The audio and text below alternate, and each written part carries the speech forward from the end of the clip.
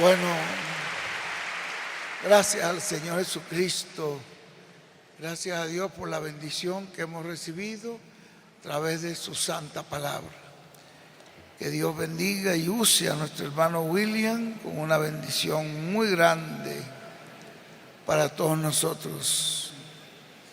Salgamos de aquí edificados y fortalecidos por la palabra del Señor. Vamos a dejar inmediatamente con nosotros nuestro apreciado hermano y amigo, el doctor William Soto Santiago. Dios te bendiga, te agradecemos mucho tu presencia acá, tu ayuda, tus bendiciones son las que nos han mantenido y nos seguirán manteniendo. Dios te bendiga grandemente. Le dimos un saludo a nuestro hermano Francisco Muñoz, que cumple sus 80 años hoy. Ya está muy deterioradito, pero está todavía en su iglesia. Dios te bendiga grandemente. Muy buenos días, amables amigos y hermanos presentes y para los que están en otras naciones. Que las bendiciones de Cristo, del ángel del pacto, sean sobre cada uno de ustedes y sobre mí también. Y nos abra las Escrituras y nos hable directamente a nuestra alma y nos abra el entendimiento para comprender. En el nombre del Señor Jesucristo. Amén.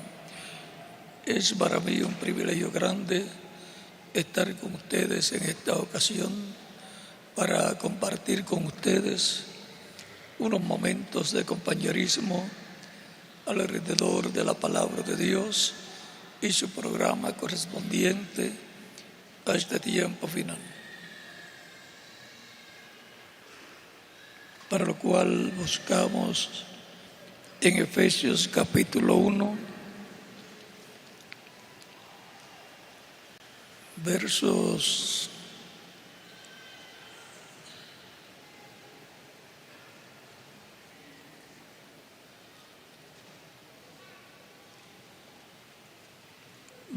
3 en adelante, donde nos dice: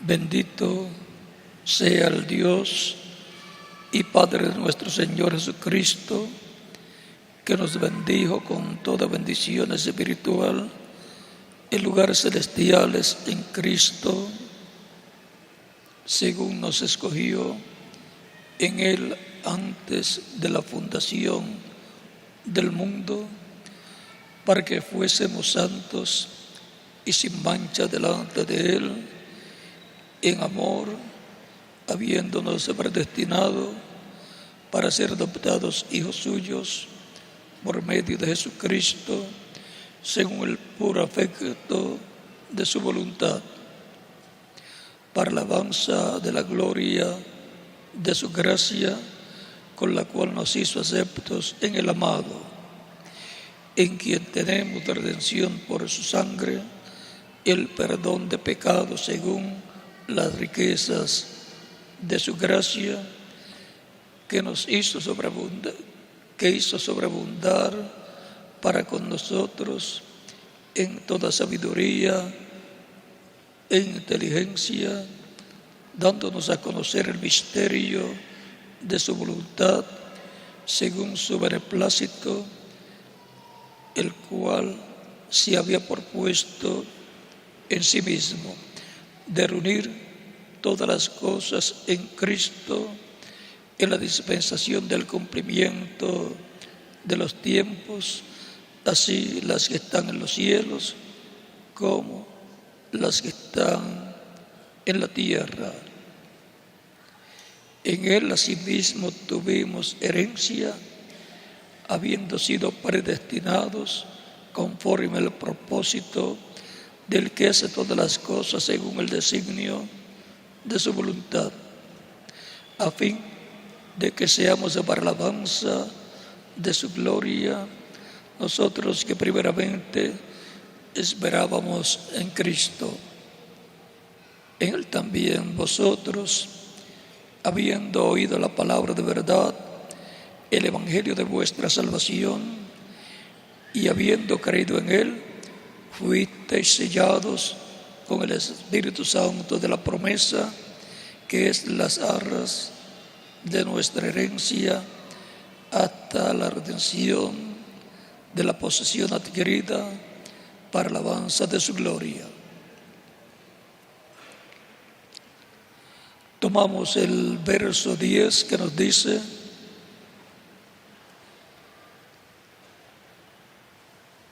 de reunir todas las cosas en Cristo, en la dispensación del cumplimiento de los tiempos, así las que están en los cielos como las que están en la tierra. De ahí tomamos el tema, la dispensación del cumplimiento de los tiempos. Pueden tomar asiento si tienen la bondad. Que Dios bendiga nuestras almas con su palabra y nos permita entenderla. Aquí nos habla de la dispensación del cumplimiento de los tiempos, para lo cual tenemos que comprender que hay diferentes dispensaciones de parte de Dios, en donde Dios trata con el ser humano de acuerdo al programa que Él tiene para ese tiempo, para la raza humana. Hay 7 dispensaciones, así como hay también 7 dimensiones. Hay 7 pactos también. Usted encontrará la repetición del 7 a través de toda la Escritura. Por ejemplo, tenemos 7 semanas y también 7 semanas de años, y así por estilo. De las 7 dispensaciones tenemos la primera, la inocencia, en el tiempo de Adán y Eva, y Adán fue el mensajero dispensacional para ese tiempo, y tenía la palabra de Dios para ese tiempo, la cual le enseñó a Eva, su compañera. Luego de la caída del ser humano vino la dispensación segunda, la dispensación de la conciencia, y podemos colocar a Seth como el mensajero de esa dispensación. Tenemos también la tercera dispensación, la dispensación del gobierno humano, de la cual Noé fue su mensajero dispensacional.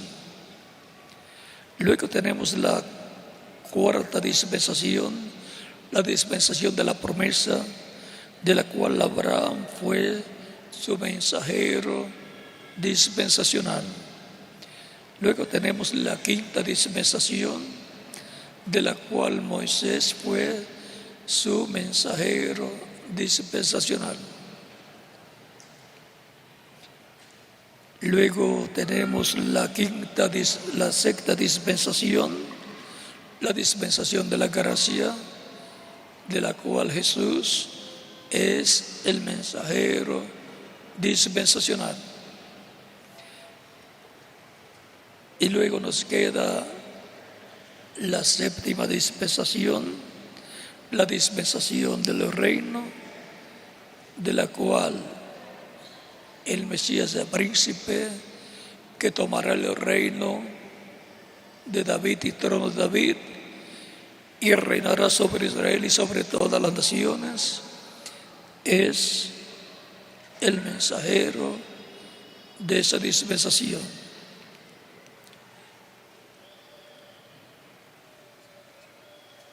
Y esa séptima dispensación es esta dispensación de la cual nos habla San Pablo cuando nos dice de reunir todas las cosas en Cristo en la dispensación del cumplimiento de los tiempos, así las que están en los cielos como las que están en la tierra. En esa séptima dispensación es que el Mesías, el príncipe, establecerá su reino aquí en la tierra, y su reino será teocrático. La teocracia volverá a estar en la tierra como estuvo en el tiempo de Moisés y de los jueces. Era la teocracia, era Dios reinando, gobernando por medio de Moisés, por medio de Josué, por medio de los jueces, diferentes jueces. El último de ellos fue Samuel. Después comenzó la etapa de los reyes con la monarquía, comenzando con Saúl, y le continuó el rey David, y así continuó la teocracia, de la cual también el Mesías de príncipe tiene la promesa en San Lucas capítulo 1, versos de 26 al 36, que recibirá el trono de David y el reino de David, y se sentará sobre el trono de David y reinará sobre Israel para siempre.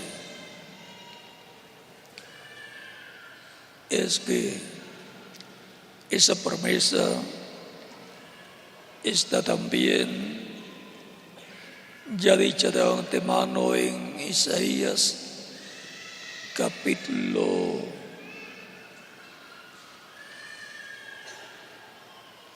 11,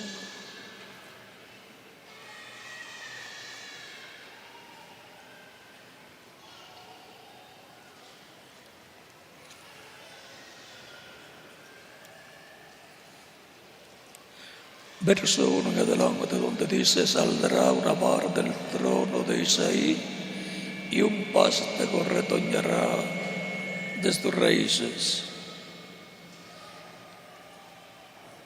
Saldrá una vara del tronco de Isaí y un vástago retoñará de sus raíces. Ese vástago que retoñará es el Mesías. Esa vara del tronco de Isaí es el Mesías. Y reposará sobre él el Espíritu de Jehová, o sea, el Espíritu Santo. Tendrá el Espíritu Santo morando en él para gobernar a través de él. Espíritu de sabiduría y de inteligencia, espíritu de consejo y de poder, espíritu de conocimiento y de temor de Jehová. Le hará entender diligentemente en el temor de Jehová. No juzgará según la vista de sus ojos, ni arguirá por lo que oigan sus oídos, sino que juzgará con justicia a los pobres y arguirá con equidad por los mansos de la tierra, y herirá la tierra con la vara de su boca, o sea, con la palabra, que es la espada del Espíritu, la espada de dos filos, y que también está representada en el fuego que sale de la boca de los dos ungidos.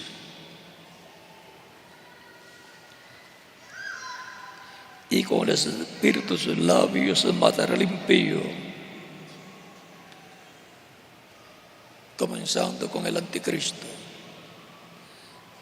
Segunda de Tesalonicenses nos dice que con el resplandor de su venida matará al anticristo, al hombre de pecado.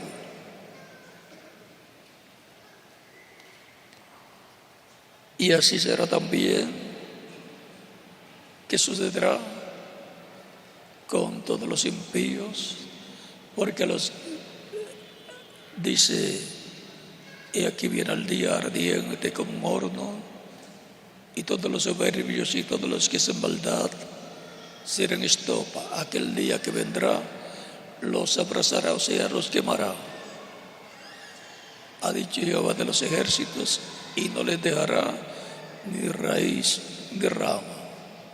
Mas a vosotros los que teméis mi nombre, nacerá el sol de justicia, y en sus alas traerá salud, salvación. Malaquías capítulo 4, verso 1 en adelante. Ese es el mismo capítulo que nos dice, he aquí, yo os envío al profeta Elías antes que venga el día de Jehová grande y terrible. Él convertirá el corazón de los padres a los hijos y el corazón de los hijos a los padres.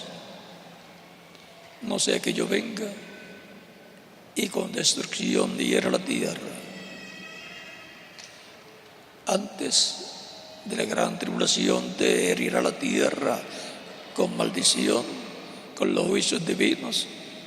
Elías es enviado con un propósito, porque por medio de ese ministerio son convertidos los hijos a los padres, para el cristianismo. Elías en su cuarta manifestación, precursando la segunda venida de Cristo, ya se cumplió. Fue el reverendo William Branham.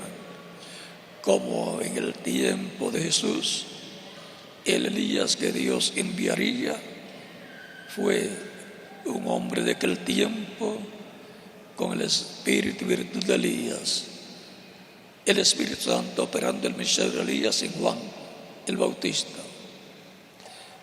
Pero está prometido, conforme a las palabras de Jesús en San Mateo capítulo 17, versos 10 al 13, que Elías vendrá y restaurará todas las cosas. O sea que el ministerio de Elías, por quinta ocasión, volverá a ser operado por el Espíritu Santo en un hombre para restaurar a Israel. Israel, el pueblo hebreo, está esperando Elías, proclamando la paz imperecedera, la paz que el Mesías del príncipe traerá para Israel en su reino mesiánico.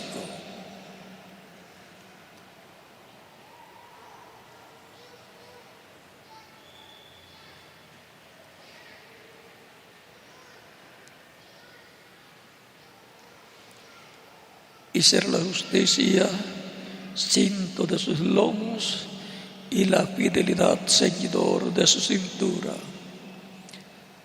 Morará el lobo con el cordero, y el leopardo con el cabrito se acostará. El becerro y el león y la bestia doméstica andarán juntos, y un niño los pastoreará. Eso es en el reino milenial, el reino del Mesías. En ese día milenial que corresponde a la dispensación del cumplimiento de los tiempos. Y ese comienzo de esa séptima dispensación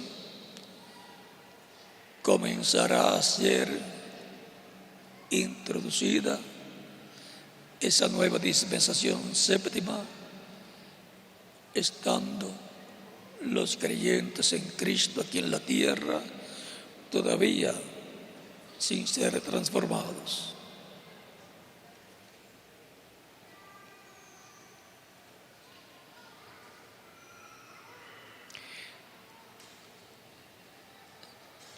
La vaca y la osa pasarán, sus crías se echarán juntas, y el lobo y el león con el buey comerán paja. Ya los leones no comerán gente ni comerán otros animales. Será como las reses, como el caballo, como la vaca y el buey, que comerán paja o pasto. Y el niño de pecho jugará sobre la cueva del áspid, y el recién nacido y el recién destetado extenderá su mano sobre la caverna de la víbora. ¿Y qué pasará? No le hará daño. Jugarán con todas esas bestias y también con reptiles que eran primero dañinos, peligrosos, pero en el reino del Mesías ya no sucederá así. No harán mal ni dañarán en todo mi santo monte. ¿Ve? No harán daño, porque la tierra será llena del conocimiento porque la tierra será llena del conocimiento de Jehová, como las aguas cubren el mar. Y en Habacuc capítulo 2, verso 14 dice: porque la tierra será llena del conocimiento de la gloria de Jehová, como las aguas cubren el mar. O sea que viene una educación, una enseñanza de parte de Dios para toda la humanidad, en donde la humanidad será llena del conocimiento del Dios verdadero, creador de los cielos y de la tierra. Y por consiguiente terminan los conflictos religiosos, porque ya todos conocerán al Dios único y verdadero, creador de los cielos y de la tierra. Ya no habrán muchas religiones, solamente habrá el conocimiento del Dios verdadero y de cómo servir al Dios verdadero, y así será la parte espiritual en el reino del Mesías.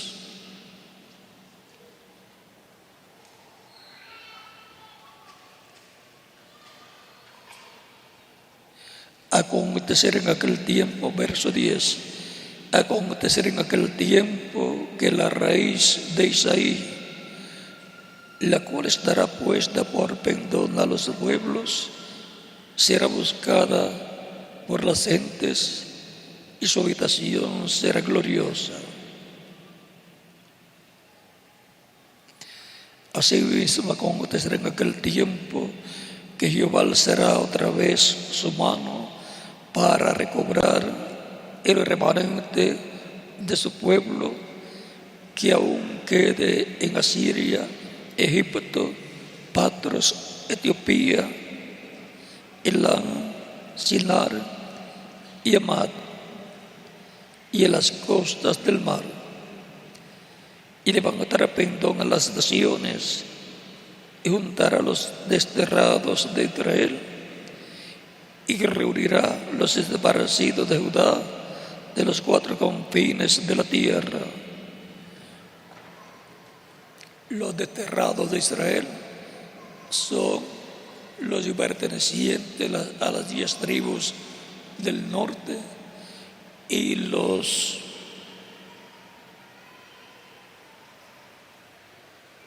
esparcidos de Judá, los de las tribus del sur, de las 2 tribus del sur. O sea, que las 12 tribus de Israel volverán a estar reunidas, y eso será en el reino del Mesías. Eso es lo mismo que nos habla Ezequiel capítulo 37, versos 15 al 29, donde Dios le dice al profeta Ezequiel que tome 12 palos, y en cada uno de ellos en uno ponga palo de Israel para Efraín, y en el otro ponga palo de Judá, y los junte. Esos 2 palos se representan el palo de Israel para Efraín, o con Efraín representa las 10 tribus del norte que le fueron dadas a Jeroboam cuando fue roto el reino de David en el tiempo del hijo de Salomón, Roboam, a causa de que Salomón se había apartado de Dios y había permitido la idolatría en Israel, y le había construido templos paganos a sus esposas gentiles. Ese ha sido el mayor pecado de Israel, y siempre la idolatría es el pecado mayor que ha cometido Israel, por el cual ha pagado con graves consecuencias.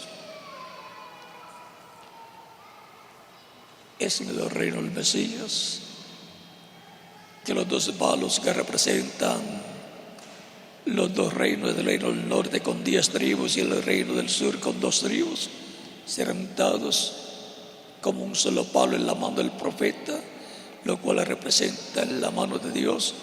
Vendrán a ser un solo reino nuevamente, como era en el tiempo de David y de Salomón.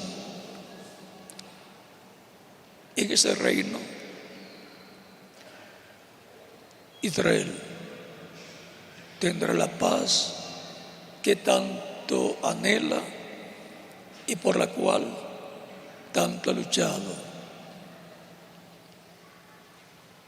El profeta Elías, en su quinta manifestación, será a través del cual Dios tratará con Israel,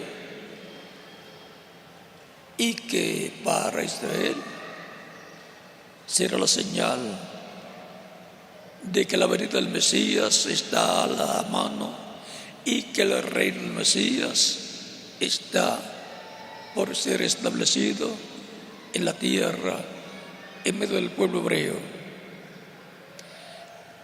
También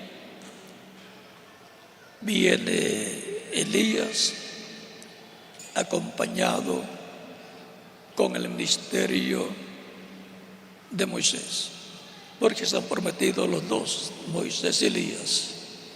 Esos son los 2 olivos de Zacarías capítulo 4 versos 11 al 14, que son los 2 ungidos que están delante de la presencia de Dios, y aparecen también en Apocalipsis capítulo 11 versos 1 al 14. Esos son los ministerios correspondientes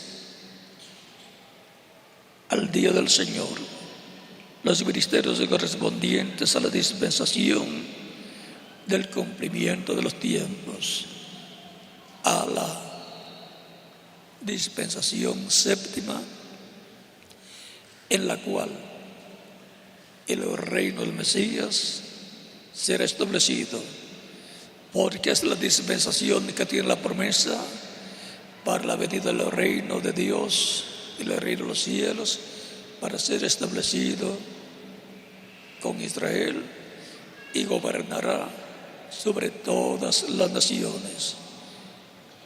Ese reino será teocrático, porque Dios estará reinando por medio del Mesías, en el cual estará Dios gobernando, reinando.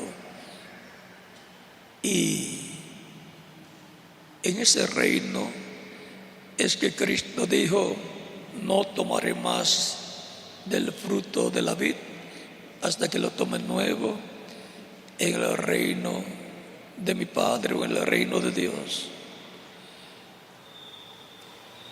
o en la regeneración. Ese es el reino en el cual sus apóstoles estarán sentados sobre 12 tronos para juzgar a las 12 tribus de Israel.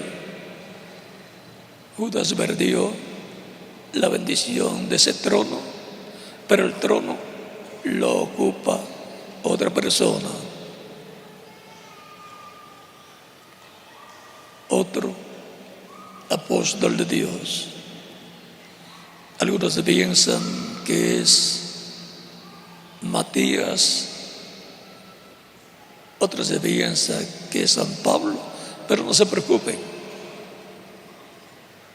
El que le toca sentarse allí va a estar allí.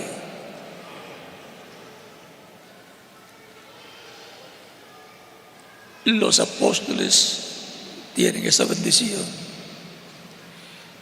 Ahora, en medio de la iglesia del Señor Jesucristo estarán también los mensajeros de cada etapa de la iglesia. Se sentarán también en tronos, porque son reyes. Y ese es el equipo político, religioso y judicial del Mesías en tu reino. Dice la Escritura que Cristo nos ha limpiado de todo pecado con su sangre, nos ha lavado con su sangre de todo pecado.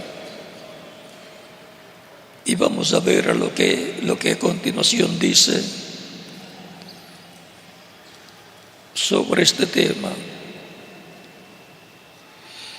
Apocalipsis capítulo 1, versos 5 al 6 dice: y de Jesucristo, el testigo fiel, el primogénito de los muertos y el soberano de los reyes de la tierra, al que nos amó y nos lavó de nuestros pecados con su sangre y nos hizo reyes y sacerdotes para Dios su Padre. A Él sea gloria e imperio por los siglos de los siglos. Amén. Cristo con su sangre nos ha lavado de nuestros pecados y nos ha hecho para Dios reyes y sacerdotes. También San Pablo dice que los santos juzgarán al mundo. Primera de Corintios capítulo 6, versos 1 al 3. Y dice que aún a los ángeles juzgarán los santos, los creyentes en Cristo, porque el poder judicial corresponde a Cristo como el juez supremo y el gabinete de ese poder judicial corresponde a los creyentes en Cristo, nacidos de nuevo, que son los que forman el cuerpo místico de Cristo, o sea, su iglesia, y los cuales van a ser transformados y llevados con Cristo a la cena de las bodas del Cordero en el rapto o arrebatamiento de la iglesia. Continuamos viendo aquí en el capítulo 5 del Apocalipsis, también nos habla de esta bendición tan grande.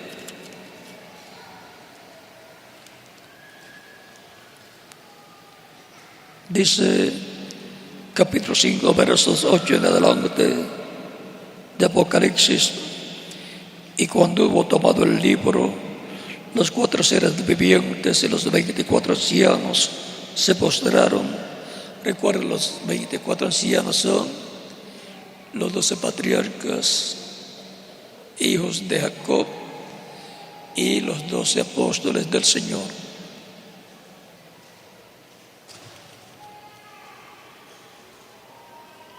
Está excluido Judas Iscariote, pero otro fue colocado en ese lugar.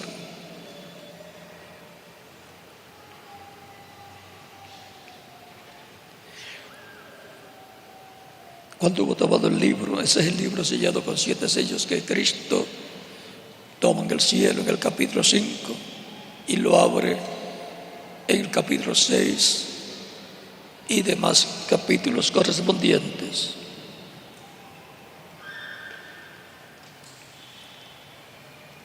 Los 4 seres vivientes y los 24 ancianos se postraron delante del Cordero.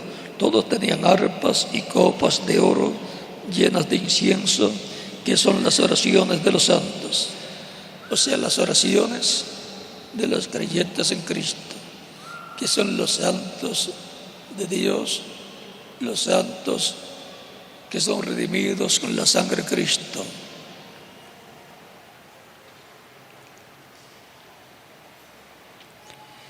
Y cantaban un nuevo cántico diciendo: digno eres de tomar el libro y de abrir sus sellos, porque tú fuiste inmolado y con tu sangre nos has redimido para Dios de todo linaje y lengua y pueblo y nación.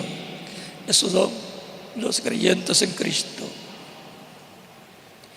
Y nos has hecho para nuestro Dios reyes y sacerdotes, y reinaremos sobre la tierra.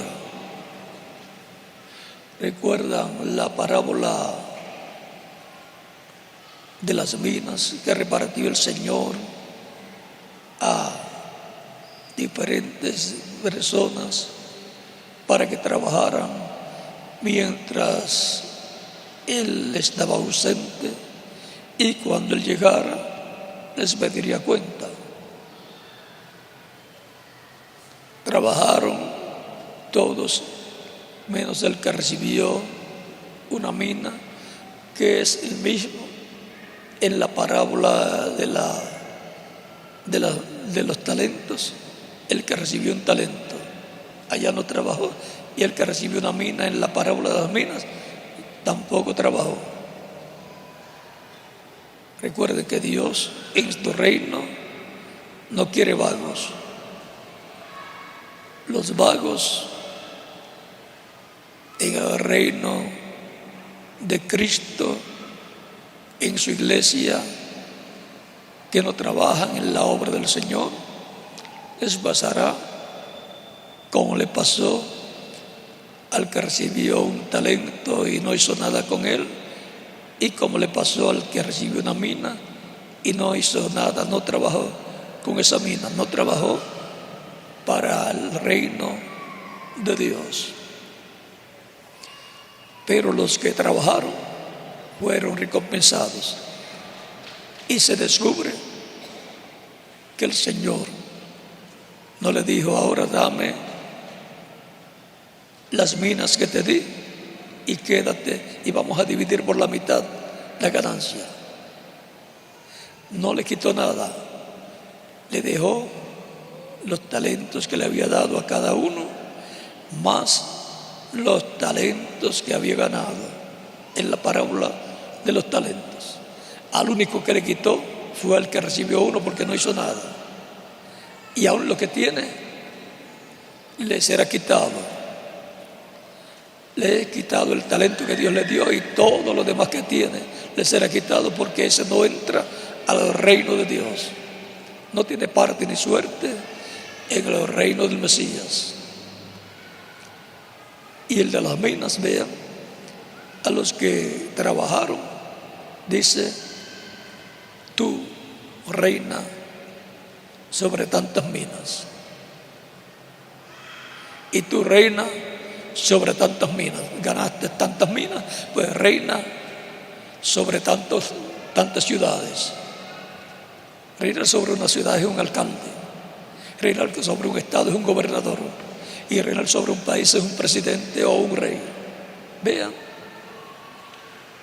lo que Cristo está haciendo es colocándolos ya posicionalmente en la posición que van a ocupar en el reino del Mesías, en la dispensación del reino.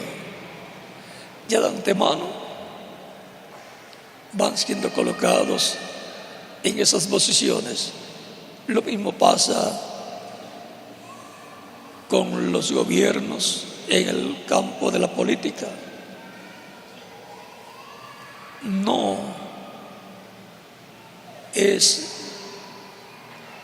la persona que gana que es colocado como presidente o gobernador, una persona que aparezca por allí y le digan: súbete acá para colocarte la cinta de presidente o de gobernador. Es uno que ya fue escogido y el pueblo votó por él, pero ya de antemano, posicionalmente, fue colocado en la posición de presidente. Y en esta posición de reyes, para reinar sobre ciudades, el que escoge es Dios. Por tanto, hay que trabajar para ser confirmado en la posición que nos corresponde por elección. Los vagos no tienen parte ni suerte en el reino de Cristo. Y un vago en la política que se postule para ser presidente, gobernador o alcalde, si no trabaja, no gana. Tiene que estar defendiendo y presentando el programa de su partido. Y en el reino de Cristo, presentando el programa del reino del Mesías, el programa del reino de Dios, comenzando con la venida del Mesías y su obra de redención en la cruz del Calvario, y todas las demás cosas que deben ser predicadas con el Evangelio de Cristo. Cristo dice en Apocalipsis capítulo 22, verso 12: he aquí, vengo pronto, y mi galardón conmigo para recompensar ¿a quién? A cada uno conforme o según sea su obra. O sea que no va a recompensar a ningún vago. La recompensa es para el que trabaja. Es como una persona que va a trabajar a un lugar. Si trabaja, es recompensado con el salario que le ofrecieron. Si no hace nada, es suspendido. no tiene derecho a recompensa porque no trabaja. En el reino de Dios es así. Ahora vean cómo de antemano ya Dios, por medio de Cristo y demás profetas y apóstoles, nos da a conocer cómo será en el reino del Mesías.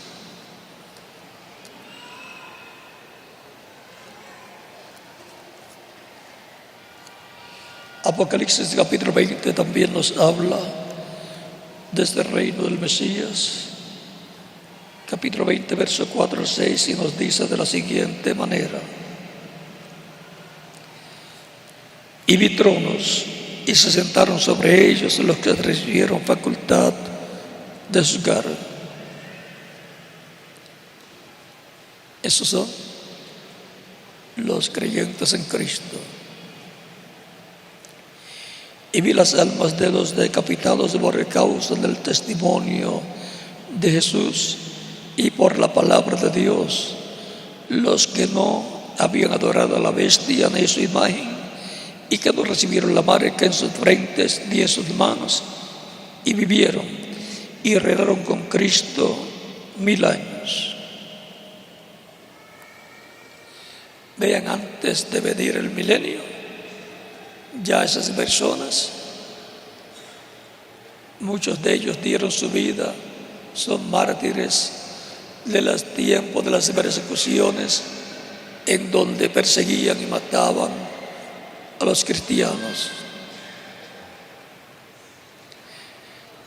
Esa es la primera resurrección, juntamente con la resurrección de los santos del Antiguo Testamento, cuando Cristo resucitó con ellos, o ellos resucitaron con Cristo porque Cristo los buscó en el paraíso y los trajo a la resurrección.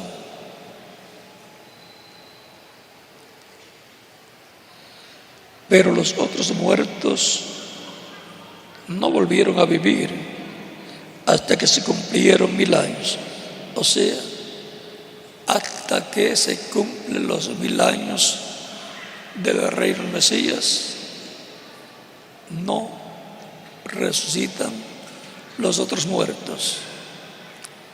Cuando termina el milenio, viene la resurrección para todos los que no habían resucitado en la primera resurrección, porque la primera resurrección es a vida eterna.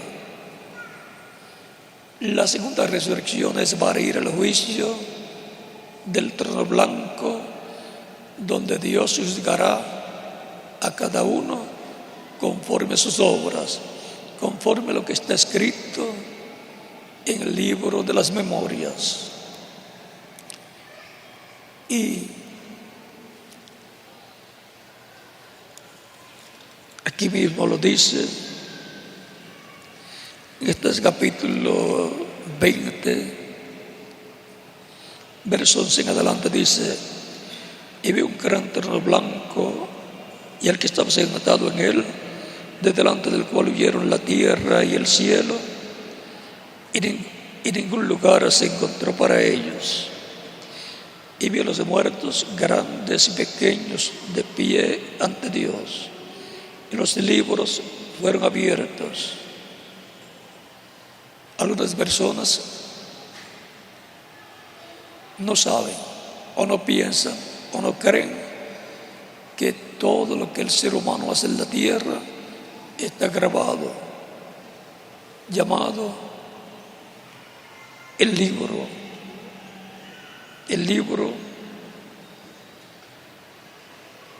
del cual nos habla aquí,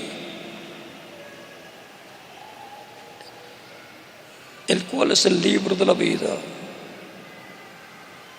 el cual fueron abiertos los libros de la historia de la persona, y otro libro fue abierto, del cual es el libro de la vida.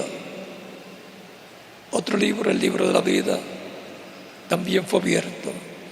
ahí están escritos los nombres de muchos millones de seres humanos que han vivido en este planeta Tierra.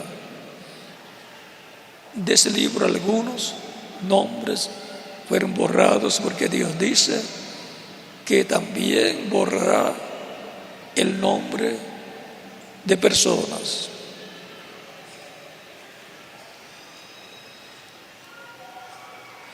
Por ejemplo, el nombre de Judas Iscariote estaba en ese libro, pero fue borrado. El libro de la vida tiene dos secciones. Una es el libro, la sección del libro que tiene los nombres de todas las personas que viven en la tierra, y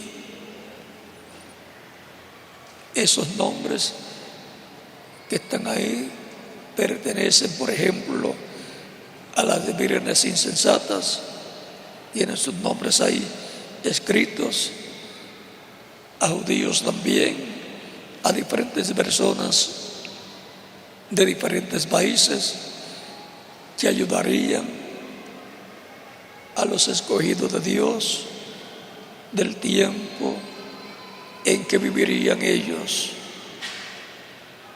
Muchas de personas que escucharían el Evangelio también y estarían en el cristianismo y trabajarían y ayudarían en la obra de Dios, pero que no son los elegidos, los escogidos, no son las vírgenes prudentes, que son las que tienen aceite en sus lámparas, o sea, el Espíritu Santo, y por consiguiente han nacido de nuevo. Las vírgenes insensatas no tienen el Espíritu Santo, por lo tanto no han nacido de nuevo. Por eso ellas pasarán por la gran tribulación, son echadas en las tinieblas de afuera, porque no tenían aceite, y cuando fueran a buscar, ni siquiera dice que lo obtuvieron, y cuando regresaron, ya el esposo había venido, Cristo. Eso es la segunda vez de Cristo, y las que estaban preparadas, las vírgenes prudentes, los creyentes en Cristo nacidos de nuevo, que forman el cuerpo místico de Cristo, entraron con él a las bodas y se cerró la puerta. Ya ni uno más ni uno menos entrará al cuerpo místico de Cristo para formar parte de la iglesia del Señor Jesucristo. Y la puerta se cierra en el día postrero, a comienzos de esta dispensación séptima. Será que se cerrará la puerta para entrar a la casa de Dios y formar parte de la iglesia del Señor Jesucristo. Por si al caso alguna persona piensa que la puerta nunca se cerrará, que le preguntemos a Cristo si se va a cerrar o no. Dice que vino el esposo y las que estaban preparadas entraron con él a las bodas y se cerró la puerta. Ahí lo dice claro. Siempre es bueno tener 2 o 3 testigos para todo lo que se habla. En San Lucas capítulo 13, versos 23 en adelante, 22 en adelante, dice: pasaba Jesús por ciudades y aldeas enseñando y encaminándose a Jerusalén. Y alguien le dijo: Señor, ¿son pocos los que se salvan? Y él les dijo: esforzaos a entrar por la puerta angosta, porque os digo que muchos procurarán entrar y no podrán. Y recuerden que Cristo es la puerta. Él dijo: yo soy la puerta, el que por mí entrare será salvo. San Juan capítulo 10, verso 9. Después que el padre de familia se haya levantado y cerrado la puerta, que la puerta va a ser cerrada, la puerta del reino de Dios, la puerta de la casa de Dios, de la iglesia del Señor Jesucristo, que es Cristo. Porque Él luego ya no estará como sumo sacerdote, sino como juez y como rey, como león de la tribu de Judá. Porque ya se habrá completado el grupo de los escogidos de Dios, el grupo de los elegidos de Dios, el grupo de la iglesia del Señor Jesucristo, el cual se completará en este tiempo final, en la etapa de oro, la edad que corresponde al día postrero. Y con ese grupo, y a ese grupo vendrá Cristo en su segunda venida, y vendrá con los muertos en Cristo, que resucitará en cuerpos glorificados, y cuando los veamos seremos transformados, y será coronada la iglesia del Señor Jesucristo con la venida de Cristo y la transformación de todos los que estarán vivos en el día postrero, porque ese es el grupo de corona, porque es el grupo al cual Cristo vendrá en el día postrero, porque la segunda venida de Cristo no ocurrió en edades pasadas, es para este tiempo final.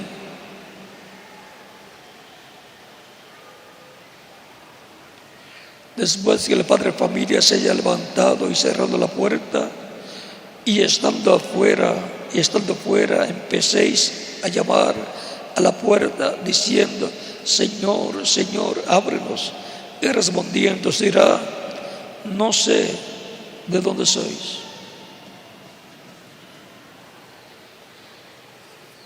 Ahí podemos ver que la puerta de entrada a la casa de Dios, a la iglesia del Señor Jesucristo, y por consiguiente la entrada, la puerta dentro del reino de Dios, será cerrada, y ya no podrá entrar nadie más al reino de Dios.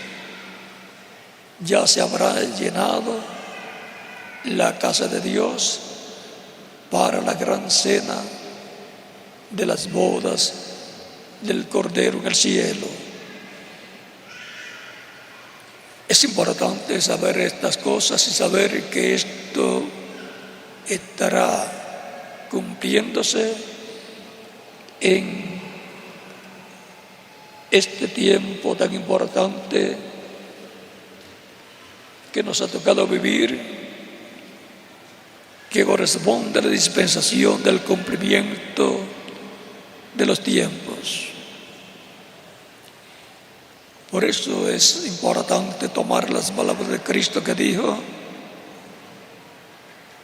que hagamos tesoro, ¿dónde? En los cielos. Vean que todo lo que trabajemos en el reino de Cristo, luego Cristo nos recompensará, porque Él dice: aquí vengo pronto y mi galardón conmigo, para recompensar a cada uno según sea su obra. En este reino terrenal, usted está recompensado por la obra, la labor que desempeña en su trabajo. Si trabaja con el gobierno lo recompensa con un salario mensual y otros beneficios de salud, seguro de salud y también jubilación. Pero en el reino de Dios es recompensar a cada uno con aquello que le corresponda de acuerdo a la labor que haya llevado a cabo. Y esa recompensa es para siempre. No nos jubilaremos, estaremos trabajando en el reino de Cristo, y así como Israel salió de Egipto rico, como le había prometido Dios a Abraham en Génesis capítulo 15 versos 12 al 19, que saldrían con gran riqueza. Vean, los creyentes en Cristo saldrán de este mundo y saldrán del reino de los gentiles al terminar el reino de los gentiles y comenzar el reino de Dios en la tierra. Tendrán grandes riquezas en el reino de Cristo. Ahí es donde está nuestro tesoro.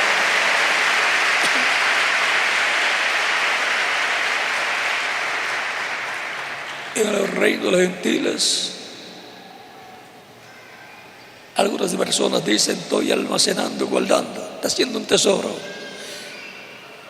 Y algunas veces luego se deprecia, se devalúa la moneda y el tesoro le quedó por la mitad, y se sigue devaluando y le queda por medio de la mitad. Y si el gobierno es demandado, todo lo que almacenó como retiro se devalúa también, y ya le ofrecen una cantidad menos como parte de la jubilación, y así por el estilo. Y otras veces,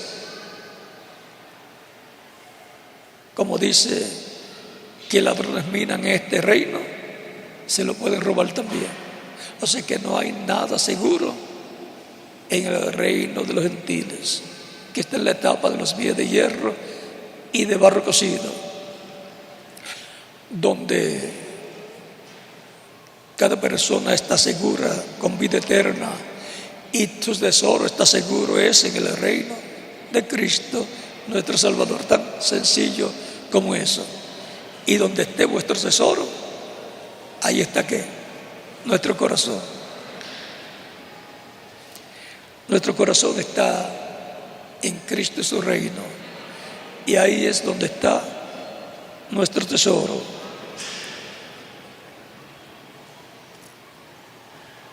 Ahora, continuando, porque le debo parte de la escritura de Apocalipsis capítulo 20.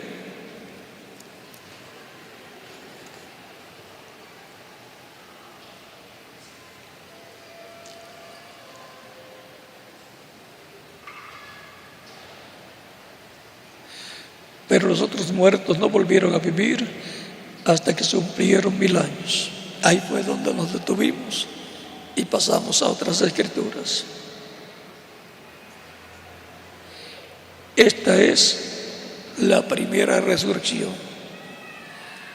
La resurrección de los muertos en Cristo es la primera resurrección, juntamente con la resurrección de los santos del Antiguo Testamento que resucitaron con Cristo.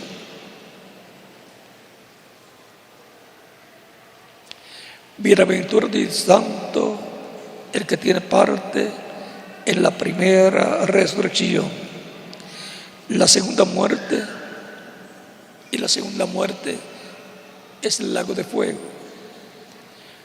La segunda muerte no tiene potestad sobre estos, sino que serán sacerdotes de Dios y de Cristo y reinarán con Él 1000 años. Eso es para comenzar, 1000 años, y después por toda la eternidad. Eso es lo que Cristo tiene para mí. ¿Y para quién más?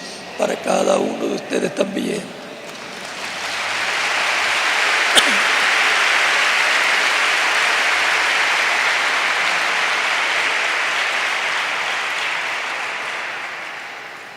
eso no podemos ignorar estas cosas que son eternas. Y por eso es que cuando vemos que se acerca ese momento glorioso y que las señales del fin del tiempo están siendo vistas en todas las naciones, Cristo nos dice que cuando veamos la higuera reverdecer y estas diferentes señales y demás árboles, levantemos nuestra mirada, nuestras cabezas. ¿A dónde la vamos a levantar? Al cielo, a Cristo, a su reino, al reino de Dios, porque nuestra redención, o sea, nuestra transformación está cerca. Nuestra redención es la redención del cuerpo, será redimido de lo mortal a lo inmortal, de mortal a inmortal, de cuerpo corruptible a cuerpo glorificado. Eso es lo que Él ha prometido para mí, y yo lo estoy esperando. ¿Y qué más? Cada uno de ustedes también.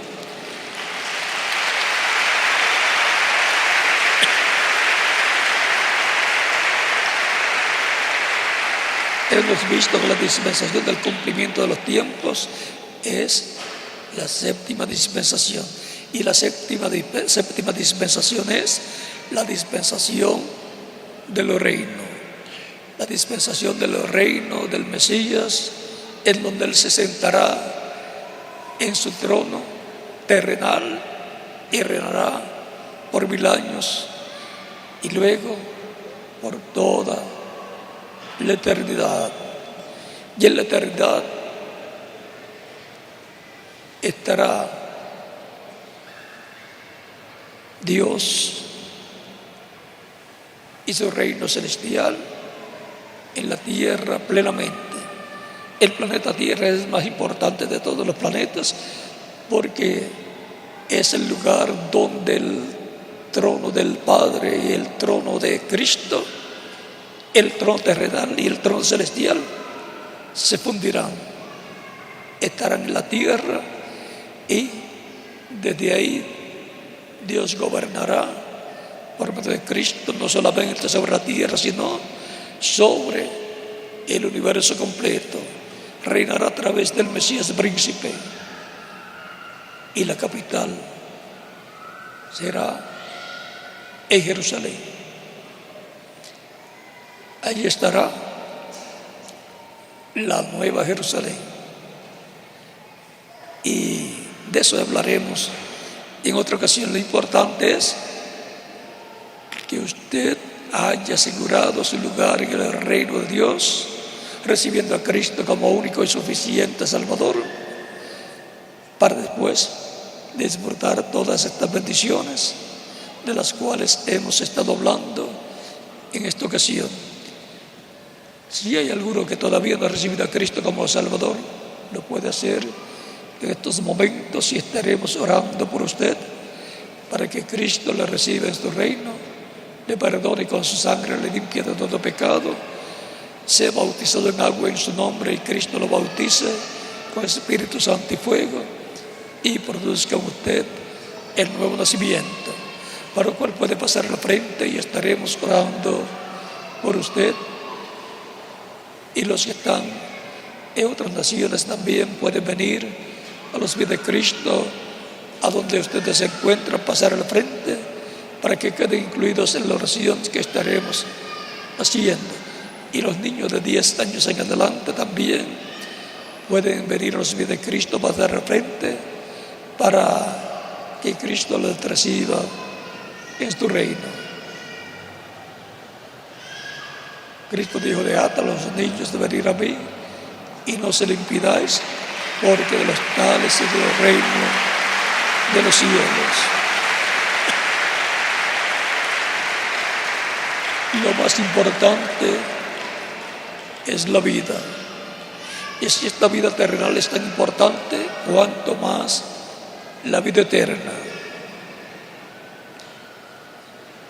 Y ambas vidas la persona las recibe gratuitamente. Usted no pagó por la vida terrenal que tiene. Es una herencia. Hemos heredado esta vida terrenal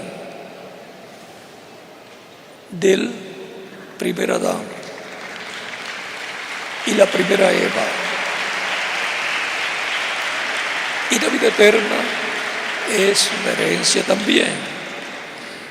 Y le heredamos por medio de Cristo, el cual es el heredero de Dios, y de Él nosotros somos coherederos.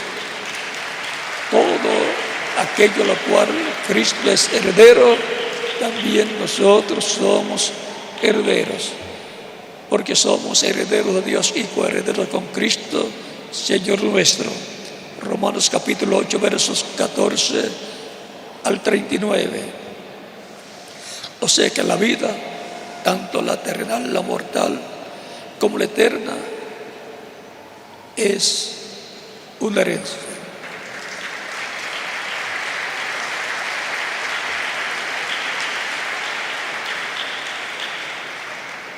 Todos queremos, así como hemos heredado la vida terrenal, mortal, temporal, queremos heredar la vida eterna.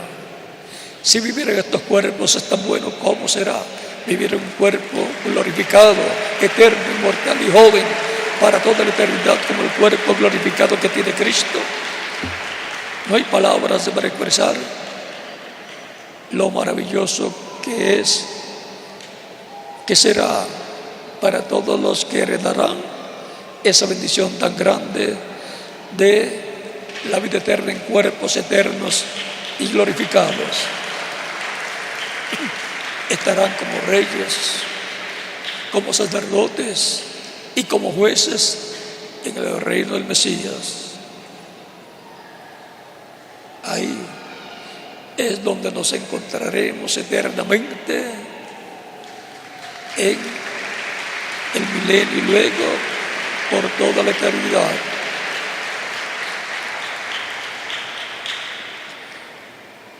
La persona solamente puede reclamar su herencia eterna a través de un abogado.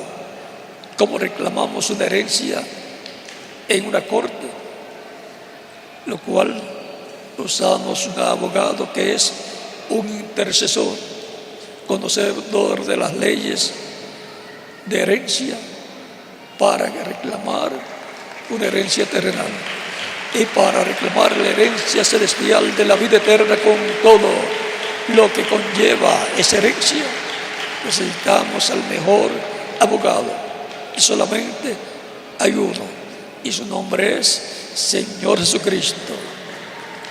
Ese es nuestro abogado para obtener la herencia eterna a la cual somos herederos.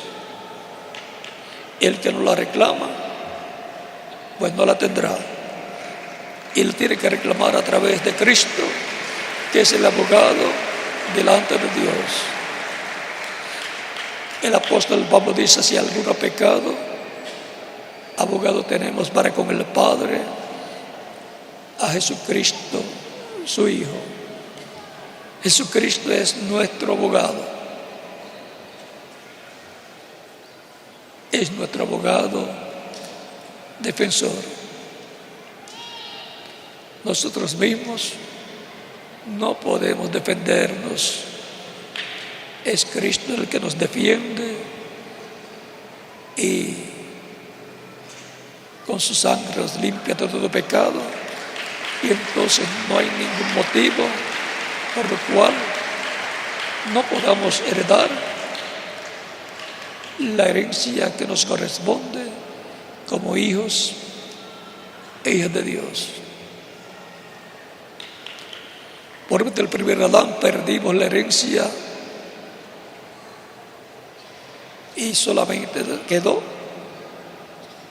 una herencia limitada de una vida mortal terrenal que algunos o la mayoría no le llegan ni a 100 años. Eso es una porción muy limitada de lo que todo ser humano debe tener. Pero así es en esta vida terrenal que heredamos de Adán y Eva. Pero la herencia eterna nos las da el segundo Adán, que es Jesucristo, nuestro Salvador. Vamos a estar puestos en pie para orar por las personas que están viniendo a las vidas de Cristo, nuestro Salvador. Dios tiene mucho pueblo en Bogotá, Colombia, y en todas las ciudades y pueblos,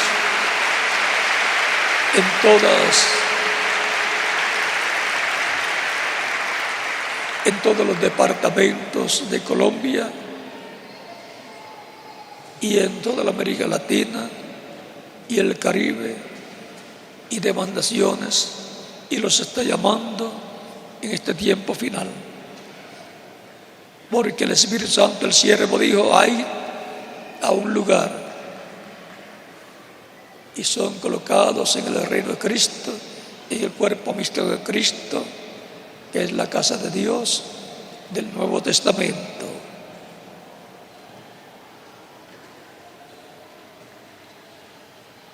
Todavía continúan viniendo más personas que, como ustedes, nació la fe de Cristo en su alma y ahora les toca la oportunidad de dar el testimonio público de su fe en Cristo. La Escritura dice que la fe viene por el oír. ¿El oír qué? La palabra del Señor. Y que con el corazón se cree para justicia, pero con la boca se confiesa para salvación. Ahora es el momento para confesar públicamente a Cristo como nuestro Salvador para la salvación de nuestra alma, por lo cual en todos los lugares que están conectados con esta transmisión pueden continuar pasando al frente para dar testimonio público de vuestra fe en Cristo como nuestro único y suficiente Salvador.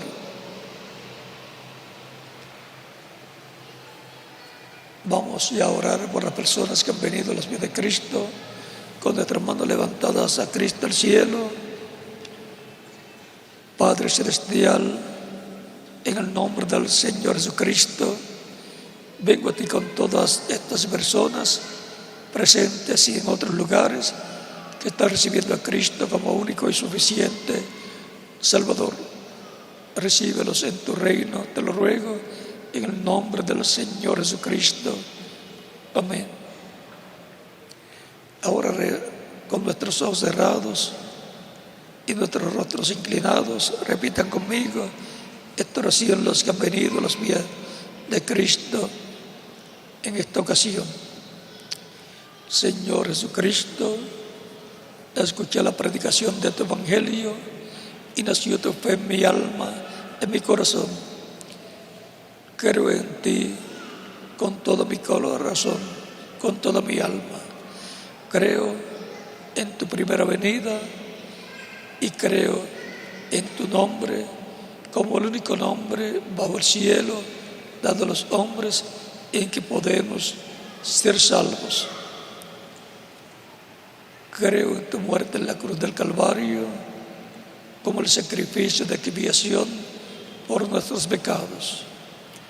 Reconozco que soy pecador y necesito un Salvador, un Redentor. Doy testimonio público de tu fe en mí y de mi fe en ti, y te recibo como mi único y suficiente Salvador. Te ruego perdones mis pecados y con tu sangre me limpias de todo pecado y me bautizas con Espíritu Santo y fuego y produzcas en mí el nuevo nacimiento. Quiero nacer en tu reino, quiero vivir eternamente contigo en tu reino glorioso. Haz una realidad en mi vida la salvación que ganaste para mí en la cruz del Calvario. Señor, te ruego, me bautices con Espíritu Santo y fuego y produzcas en mí el nuevo nacimiento, luego que yo sea bautizado en agua en tu nombre. Te lo ruego, Señor, en tu nombre eterno y glorioso, Señor Jesucristo. Amén.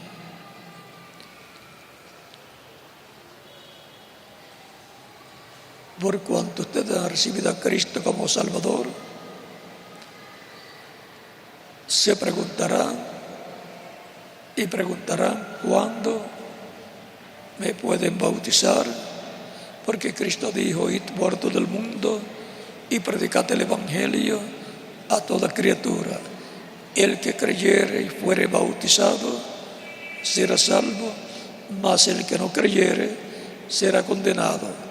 San Marcos capítulo 16, versos 15 al 16.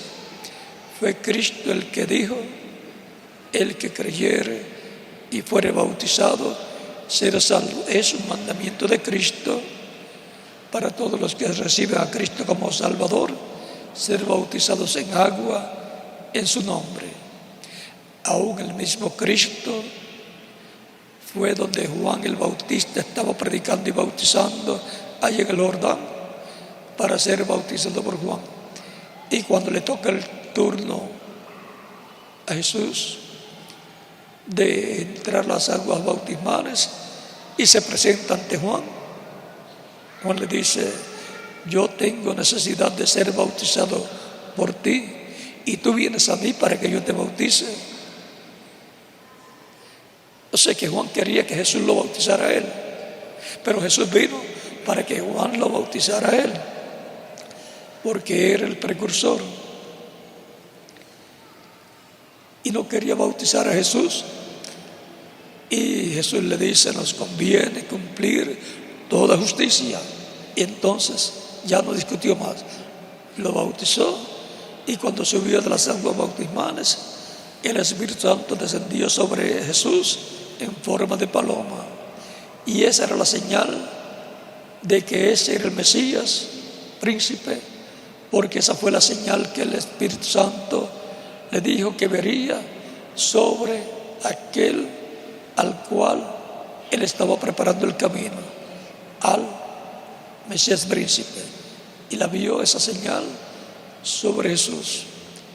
Y así también el apóstol Pedro dice: arrepentíos y bautícese a cada uno de vosotros en el nombre de Jesucristo para perdón de los pecados y recibiréis el don del Espíritu Santo, porque para vosotros es la promesa y para vuestros hijos, para los que están cerca y los que están lejos, para los que están lejos y los que están cerca, para todos cuantos el Señor nuestro Dios llamare. Por lo tanto, pueden ser bautizados y que Cristo les bautice con Espíritu Santo y fuego y produzcan ustedes el nuevo nacimiento. En el bautismo en agua nos identificamos con Cristo en su muerte, sepultura y resurrección. Ese es el simbolismo del bautismo en agua en el nombre del Señor Jesucristo, dando testimonio de que estábamos en Él, hemos muerto con Él cuando Él murió, hemos sido sepultados con Él cuando Él fue sepultado y hemos resucitado con Él cuando Él resucitó. Ese es el testimonio que damos cuando somos bautizados en agua en el nombre del Señor Jesucristo, sabiendo conscientes de que el agua no quita los pecados, sino la sangre de Cristo, nuestro Salvador. El bautismo en agua es tipológico y hemos visto la tipología, el simbolismo, lo que simboliza el bautismo en agua en el nombre del Señor Jesucristo. Por eso, cuando la persona recibe a Cristo como Salvador, muere al mundo. Cuando el ministro lo sumerge en las aguas bautismales, tipológicamente, simbólicamente, está siendo sepultado.